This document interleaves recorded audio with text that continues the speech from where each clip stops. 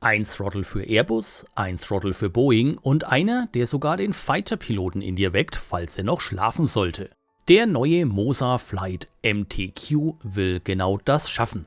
Ein einziger Quadrant, modular, präzise, RGB beleuchtet bei Bedarf und bereit, in jedem Cockpit zu Hause zu sein. Mosa baut sein Flight-Ökosystem weiter Stück für Stück aus. Und der MTQ ist das nächste Puzzleteil. Doch die große Frage ist, kann dieser Throttle wirklich alle Flugzeugtypen glaubwürdig abdecken? Und wie schlägt es sich in der Praxis? Wir schauen uns das Teil heute im Detail an, inklusive kurzem Unboxing. Und ja, selbstverständlich nehmen wir das Ganze in Betrieb, testen es an und werfen einen Blick in die Mosa Cockpit App. Und damit hallo und herzlich willkommen hier auf meinem Kanal. Mein Name ist Andi, schön, dass du da bist. Schon beim ersten Blick merkt man, der MTQ ist kein klassischer Quadrant, er ist modular gedacht. Mosa hat hier ein Konzept entwickelt, das realistische Haptik und flexible Anpassung perfekt verbinden möchte.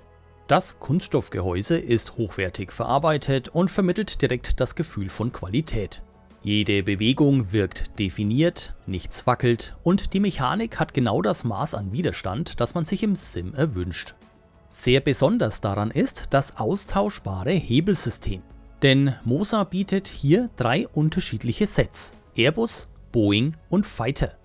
Die Airbus-Hebel orientieren sich an der A3X-Serie mit klaren Detents. Die Boeing-Hebel bringen Lift-to-Arm-Reverser mit weiteren Buttons mit. Und die Fighter-Version ist in der Grundausstattung enthalten.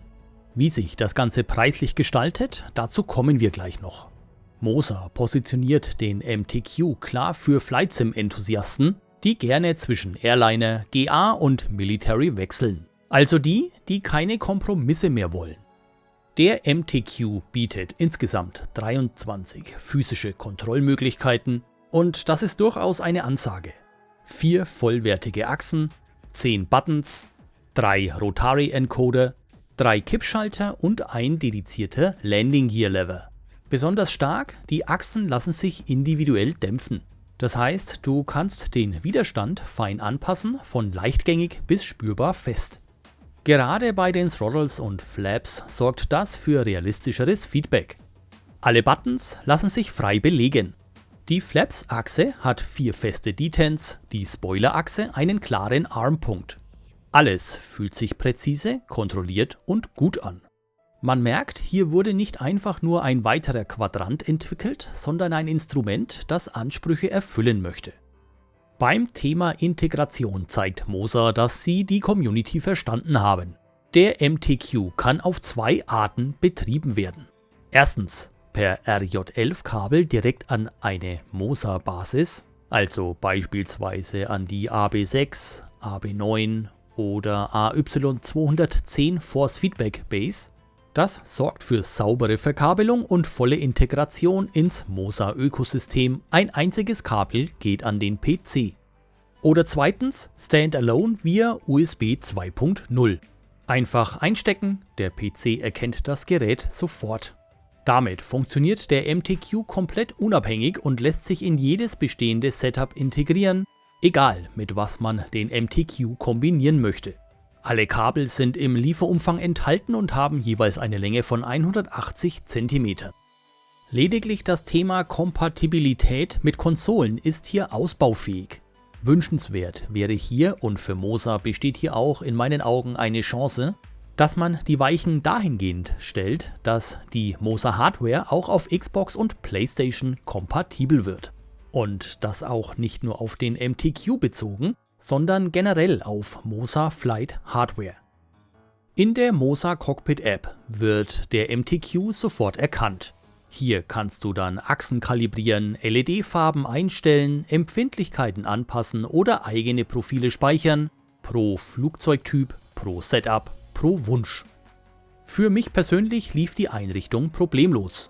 Einstecken, Software starten, kalibrieren, das war's. Und genau so sollte Plug and Play in 2025 aussehen. Klar, im Microsoft Flight Simulator 2024, wie hier im Beispiel zu sehen, müssen die Achsen und Tasten zugeordnet werden. Hier ist beispielsweise ein von mir erstelltes Standardprofil für eine Vielzahl an Fluggeräten. Wer möchte, kann sich gerne daran orientieren.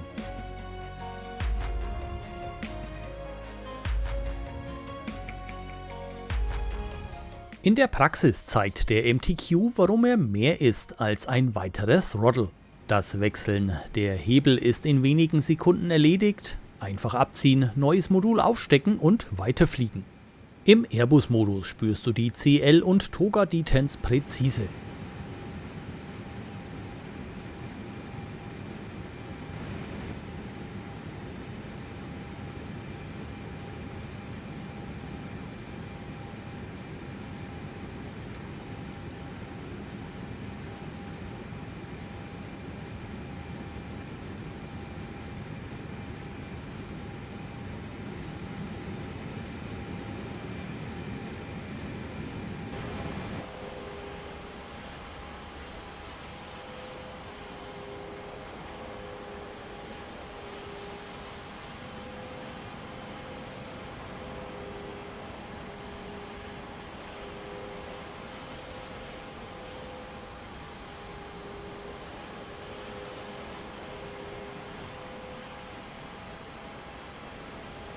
Im Boeing-Modus überzeugen die Reverser mit authentischem Hebelgefühl und klar definiertem Druckpunkt.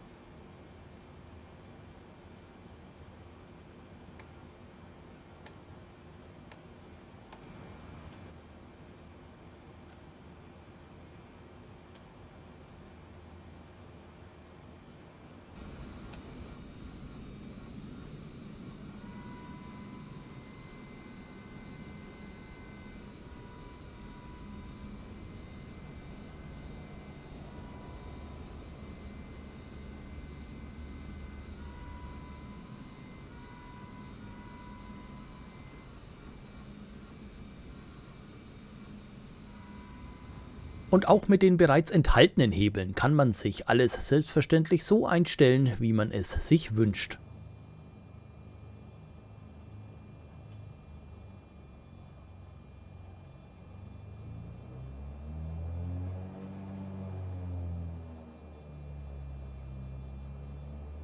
Auch die Feinfühligkeit der Achsen ist top.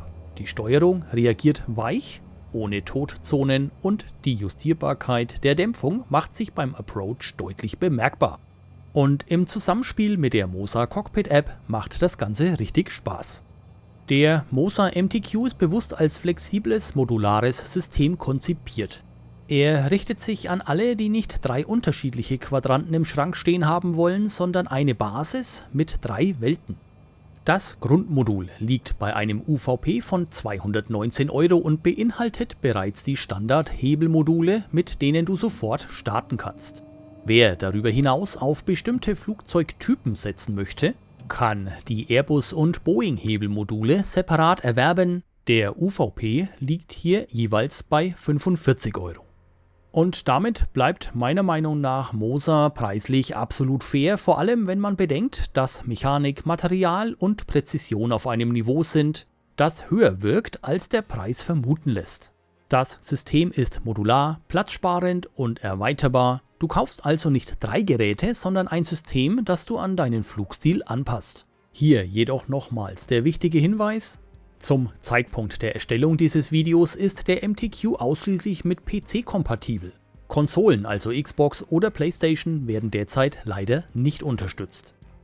Um einen besseren Eindruck zur Haptik des MTQs zu vermitteln, hier wie gewohnt ein paar Soundaufnahmen.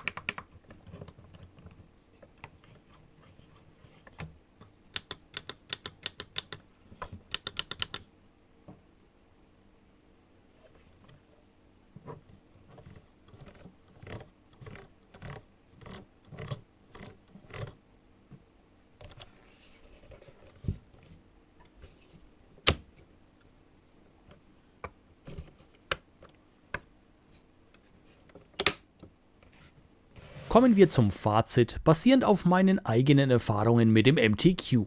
Schon beim Auspacken war klar, das ist kein Plastikspielzeug. Das Gerät ist massiv, die Hebel liegen satt in der Hand und alles greift sauber ineinander. Die Mechanik fühlt sich durchdacht an, kein Klappern, keine Unsauberkeiten, einfach solide gebaut. Beim ersten Anschließen über USB wurde der MTQ sofort erkannt. In der Mosa Cockpit App lief alles intuitiv. Kalibrierung, LED-Zuweisung, Dämpfung, Achsenprofile, alles übersichtlich und leicht verständlich. Ich habe den MTQ inzwischen in mehreren Flügen mit verschiedenen Fluggeräten getestet. Das Ergebnis: ein durchgehend präzises, mechanisch sauberes Steuergefühl. Auch nach mehreren Stunden fühlt sich hier nichts billig oder deplatziert an, das spricht für gute Verarbeitung.